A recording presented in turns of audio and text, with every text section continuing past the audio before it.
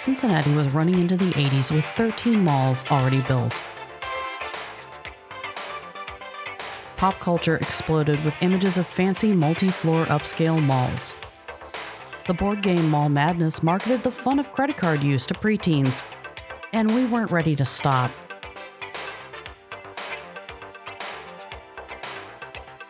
By 1981, we weren't done building, but we may have already been.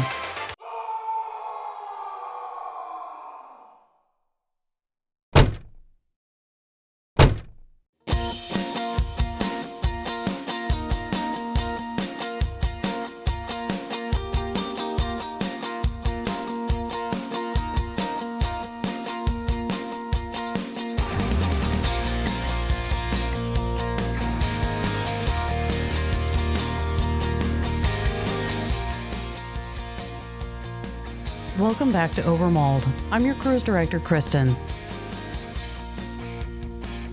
Over the last 2 episodes, we took a look at the rise and often fall of 12 malls in the greater Cincinnati area.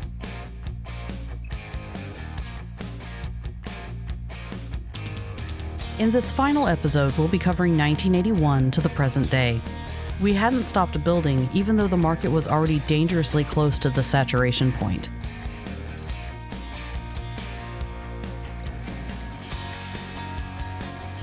At the beginning of the 80s, the US was in a recession. Oil prices were high, so one wonders if the strategy was to bring world-class shopping closer to home to save gas. A theme at the beginning of the 1980s with new builds is that they started trying to make more niche, specialized malls that were curated to a theme. In 1981, only 2 blocks from Tri-County Mall and virtually across the street from Casanelli Square, a developer from Columbus who had already found success with his international concept, The Continent, sought to enter the Cincinnati market with a scaled-down version of worldwide shopping with Markets International. It opened on May 13, 1981, and has the notable distinction of being the first mall on this side of the river with a food court.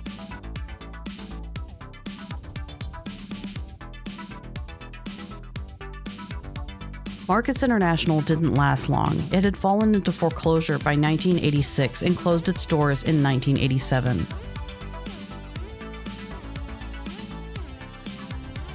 It was torn down 3 years later in 1990 to become the site of a GE Aviation training center.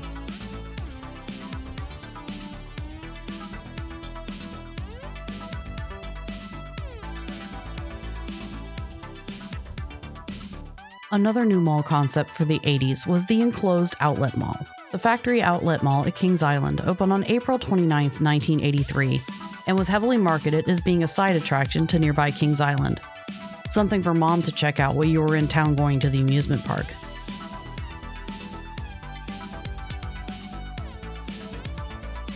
Most outlet malls that continue to remain successful are open-air centers, and many of the enclosed ones from the 80s have been remodeled or have closed. The Kings Island Factory Outlet Mall stalled after only a few years, changing hands and its name to Outlets Limited. By 1994, the mall had only 6 tenants left and was purchased by a developer who converted it to office space, which it remains today.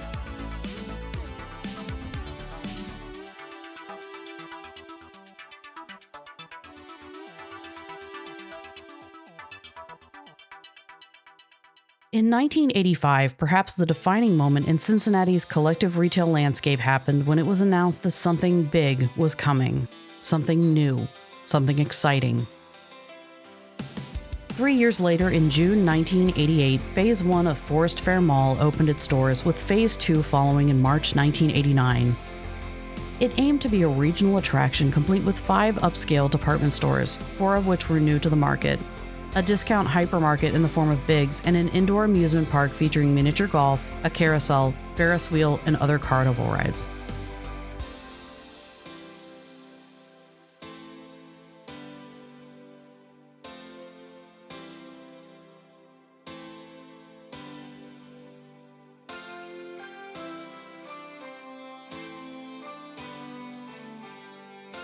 The location was less than ideal, mere minutes from Northgate, Casanelli Square, and Tri-County, not to mention competing with 2 malls in Middletown only 30 minutes away. As we know now, the party didn't last long. 1 year later, the mall was already showing significant vacancy, and it managed to take out 3 established department store brands with its tumble from grace. By 1992, it was 50% vacant and was on its 3rd set of owners.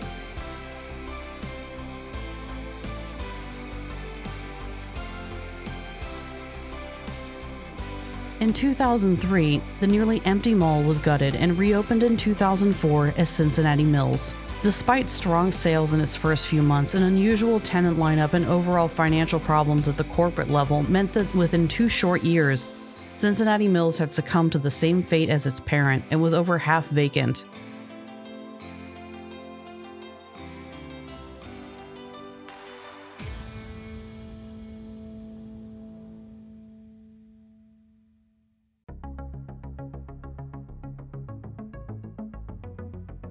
Today, the mall sits 98% vacant as a sort of cautionary tale for what not to do. It is a nationally infamous dead mall tourist attraction, and aside from the amazing arcade, it's its only claim to fame.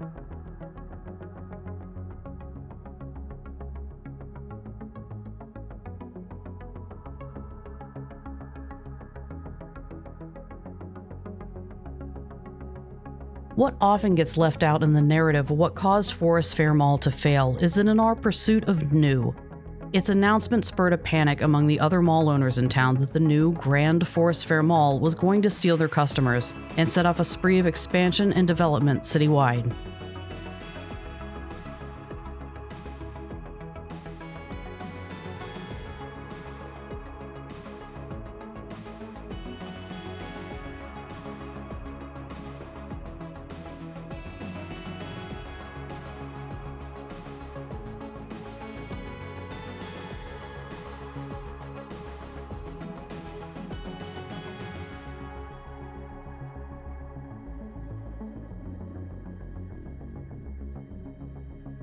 For a couple years, there was a new grand opening every 6 months, new decor, a brand new location of your favorite department store even closer to home.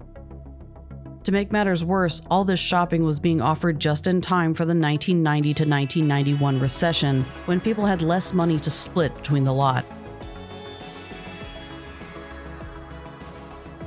As we look at the overall market in 2020 terms, as what could be the worst recession in 100 years starts to wash over us, and 3 of the malls that remodeled in response to Forest Fair's arrival are in some stage of failure, one wonders walking through the halls of Forest Fair Village if we're walking through not an anomaly, but our collective future.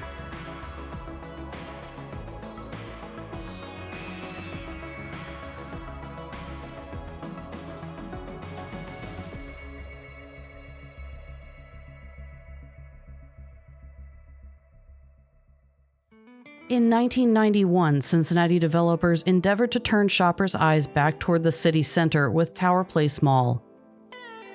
Developed in a space formerly occupied by Pogue's department store, the mall itself did not feature any traditional anchors, but was connected via skywalk to the adjacent Saks Fifth Avenue and Lazarus locations.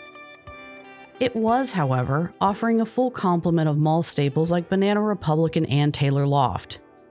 In 1991, during a recession when getting people to buy high-end career wear was already a big ask, getting them to pay to park to do so was an even bigger one and caused Tower Place to stall, leaving it empty by the turn of the millennium.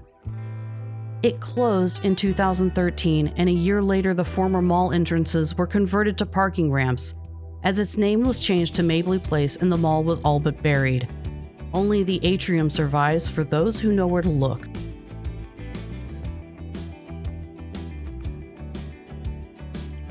The adjacent Carew Tower shopping arcade still remains open, once the gateway from its classic 1930s Art Deco opulence to Tower Place's early 1990s manufactured luxury.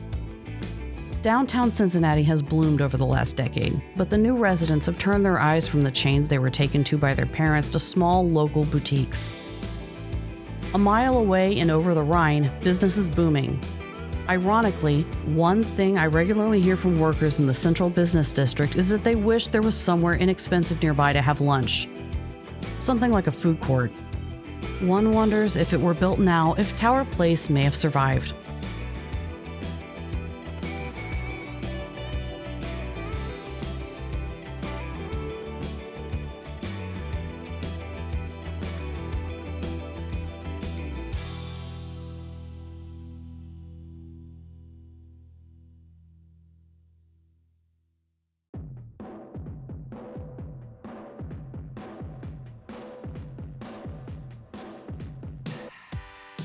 Well, Cincinnati shoppers, this is your life.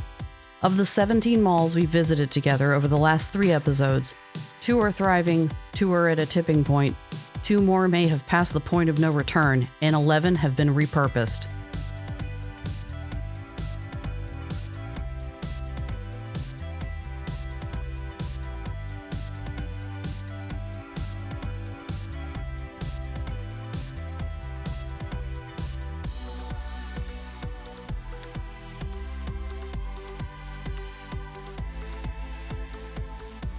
Sure, online shopping hasn't helped the situation, but the bigger problem facing enclosed malls is a change of the economics of running a household, and the lack of time that results from working more hours to meet your needs.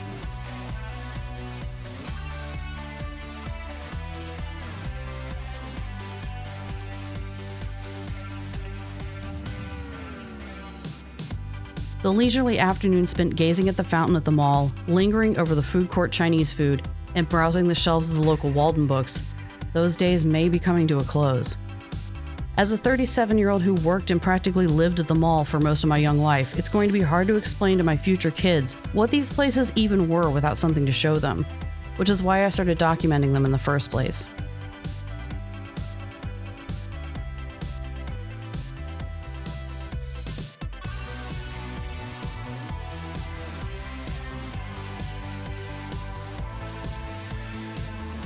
What does the mall of the future look like? Does it exist at all? The current trend is the hybrid lifestyle center that features shopping, dining, entertainment, sometimes even offices and condos. In fact, the owners of both Northgate and Tri-County malls have announced intentions to convert to this type of development. The thing is, though, we have nearly a dozen of those in town already. The whole thing feels like deja vu. Let's fix the problem of too many malls by building too many lifestyle centers in their place.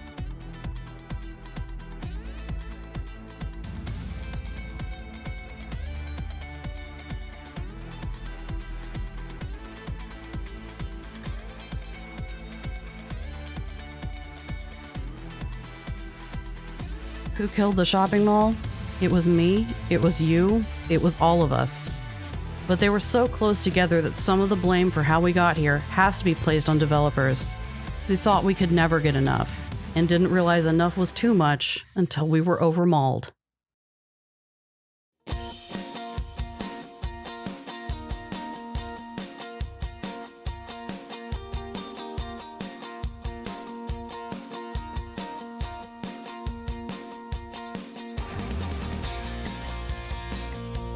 A very special thank you to Phil, Eva, and the rest of our ever-growing list of patrons for their support of our channel.